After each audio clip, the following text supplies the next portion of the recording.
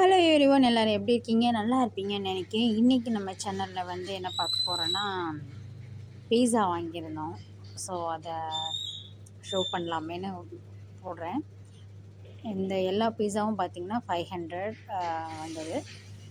ஒரு evening snacks போல் சாப்பிட்லாமேன்னு பீஸா பண்ணியிருந்தேன்.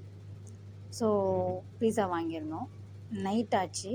Night வந்து இட்லியும் இங்கே வந்து ஒரு கொள்ளு மாதிரி ஒரு பருப்பு இருக்குங்க, அந்த பேர் எனக்கு மறந்து போச்சு. அந்த பருப்பு வச்சு ஒரு தால் பண்ணலாமேன்ட்டு நான் ட்ரை பண்ணேன். ஃபஸ்ட் டைம் இதை வைக்கிறேன் பார்த்தீங்கன்னா.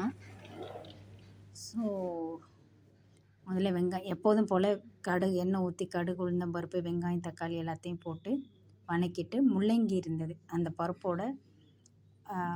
அந்த பருப்புக்கு பேர் வந்து உருந்தால் பருப்புன்னு சொல்லுவாங்க. கொள்ளு மாதிரியே இருக்கும், ஆனால் அது கொள்ளு கிடையாது. அந்த பருப்பை வச்சு ஒரு சாம்பார் பண்ணலாமேன்னு முள்ளங்கி போட்டு மிளகாத்தூள், மல்லித்தூள், மஞ்சள்தூள்லாம் போட்டு உப்பு போட்டு நல்லா கிளறி விட்டுட்டேன். கிளறி அது எண்ணெயிலேயே நல்லா ஃப்ரை ஆனதுக்கப்புறமா அந்த தால் சொன்னேன்ல ப்ரௌன் கலரில், அந்த தால் கொஞ்சம் வேக வச்சுருந்தேன். அதை மத்தில் நல்லா மசிச்சா கொஞ்சம் நைஸாகிடும். நம்ம சாம்பார் தால் எப்படி அது மாதிரி தான் இதுவும் இருந்தது. டேஸ்ட்டாக இருந்துச்சு. ஆனால் டேஸ்ட்டு கொஞ்சம் டிஃப்ரெண்ட்டாக இருந்துச்சு. இந்த சாம்பார் பருப்புக்கும் இந்த பருப்புக்கும் கொஞ்சம் வித்தியாசம் இருந்தது.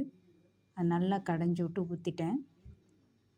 அதுக்கப்புறம் பார்த்திங்கன்னா ஒரு 2, 3, 5 நிமிஷம் அந்த காய் வேகிற வரை மூடி வச்சிட்டேன். அது வந்து சாப்பாட்டுக்கும் வச்சுட்டேன், இட்லிக்கும் வச்சுக்கிட்டேன். ரொம்ப நல்லா இருந்தது. ஸோ இட்லிக்கு ரொம்ப டேஸ்ட்டாக இருந்துச்சு. இந்த தால் கிடச்சிச்சின்னா நீங்களும் ஒரு தடவை ட்ரை பண்ணுங்கள். நம்ம சேனலை தொடர்ந்து சப்ஸ்கிரைப் பண்ணுங்கள், லைக் பண்ணுங்கள், ஷேர் பண்ணுங்கள். Please support my channel. Thank you வாட்சிங். தேங்க்ஸ் ஃபார் வாட்சிங். இவ்வளோ தான். அதுக்கப்புறம் வந்து கொஞ்சம் பொரியல் பண்ணலான்னு தோணுச்சு.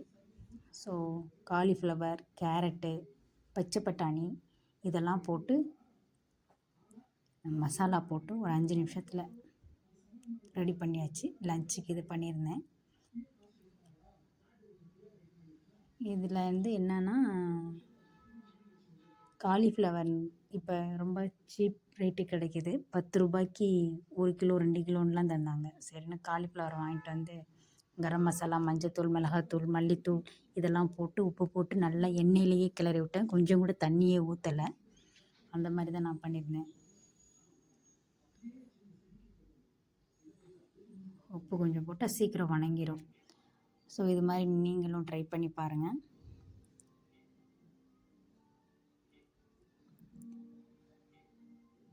இது வணக்கும்போது இந்த நெடி வந்துகிட்டே இருந்தது.